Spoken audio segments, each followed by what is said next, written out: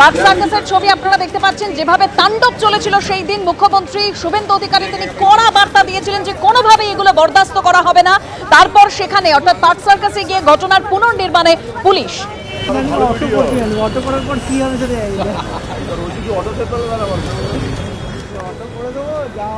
আমরা রয়েছি bug circus 7 পয়েন্টের কাছাকাছি এবং যে ছবি আমরা এখানে দেখাচ্ছি, গত রোববার দুপুরে বেশ কয়েকজন তারা পুলিশের ওপর হামলা করে। বাগ সার্কাস 7 পয়েন্ট উত্তাল হয়ে যায়। এই মুহূর্তে 4 জন অভিযুক্তকে সঙ্গে নিয়ে কলকাতা পুলিশের আধিকারিকরা কিন্তু এখানে এসেছেন। সেই ছবি আমরা এখানে সরাসরি দেখাচ্ছি। একজন অ্যাসিস্ট্যান্ট কমিশনার কলকাতা পুলিশের, তার নেতৃত্বে বিরাট ফোর্স এবং সেন্ট্রাল ফোর্সও রয়েছে। 4 জন অভিযুক্ত, তাদের মুখ ঢাকা। ঠিক কিভাবে পুলিশের ওপর আক্রমণ চালানো হয়েছিল, কোথা থেকে ঢিল জোগাড় করা হয়েছিল, কোন কোন গলি থেকে এই অভিযুক্তরা পুলিশের ওপর আক্রমণ করে এবং প্ল্যান করে, এই সব কিছু খতিয়ে দেখতে সেই 4 জন অভিযুক্তকে সঙ্গে নিয়ে এই মুহূর্তে পুরো ঘটনার পুনর্নির্মাণ বা রিকনস্ট্রাকশন করছেন কলকাতা পুলিশের অফিসিয়ালসরা। আমরা বড় অপরাধের ক্ষেত্রে পুনর্নির্মাণ দেখেছি, কিন্তু এই ধরনের অপরাধের ক্ষেত্রে এই ধরনের পুনর্নির্মাণ করে গোটা ঘটনা বোঝা, এটা কিন্তু এর আগে সাম্প্রতিক অতীতে কখনো দেখা যায়নি। গতকাল মুখ্যমন্ত্রী শুভেন্দু অধিকারী তিনি deputy commissioner south east division তার অফিসে আসেন, যেখানে কলকাতা পুলিশ কমিশনার ছিলেন। দীর্ঘ সময় মিটিং চলে এবং সেই মিটিংয়ে সিদ্ধান্ত হয় পুলিশ কর্মীদের ওপর কোনো আক্রমণ সেটা কিন্তু সহ্য করা হবে না। জিরো টলারেন্স নীতি, সেটাই শুভেন্দু অধিকারী মুখ্যমন্ত্রী তার তরফ থেকে স্পষ্ট করে দেওয়া হয়। এবং তারপর এই মুহূর্তে যে ছবি আমরা দেখাচ্ছি, 4 জন অভিযুক্ত, এদের হাতে হ্যান্ডকাপ রয়েছে। এখান থেকে ওইদিকে ঢুকেছিলে? আচ্ছা, ওইদিকে গেছিলে, চলো ওইদিকে নিয়ে চলো, চলো ওইদিকে চলো। যে ছবি আমরা দেখাচ্ছি, একদম 7 পয়েন্ট ক্রসিং আমরা রয়েছি। কোন দিক থেকে মুভমেন্ট ছিল, তারপর তারা কোন দিকে গেলেন, কিভাবে গোটা ঘটনা অপরাধ তারা সংগঠিত করলেন।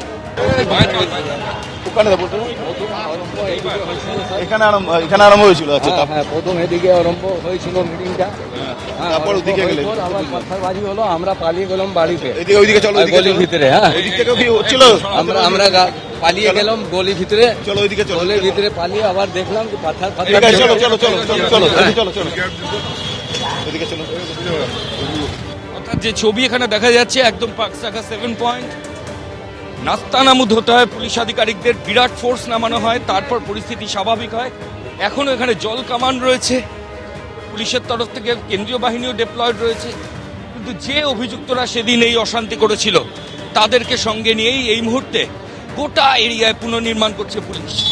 এবং মূলত যেটা দেখা হচ্ছে যে কোন গলি থেকে এই অভিযুক্তরা বেরিয়েছিল, কোথায় ঢিল মজুত করে রেখেছিল, কোথায় কোথায় অবৈধ জমায়েত ছিল, সব কিছু পুলিশের তরফ থেকে খতিয়ে দেখা হচ্ছে। ক্যামেরা সুবীর রায়ের সঙ্গে ময়ূখ ঠাকুর চক্রবর্তী, এবিপি আনন্দ, কলকাতা। বাগ সার্কাস কাণ্ডে গতকাল কড়া বার্তা দিয়েছিলেন মুখ্যমন্ত্রী শুভেন্দু অধিকারী, আর এবার বাগ সার্কাস কাণ্ডে জালে আরো 4। বাগ সার্কাসে অশান্তির ঘটনায় গ্রেপ্তার অন্যতম অভিযুক্ত ফরিদুল ইসলাম। অশান্তি প্ররোচনার অভিযোগে গ্রেপ্তার ফরিদুল ইসলাম সহ আরো 4 জন। সিসি ক্যামেরার ফুটেজ খতিয়ে দেখে গ্রেপ্তার। বাগ সার্কাসে অশান্তির ঘটনায় ধৃত বেড়ে 46।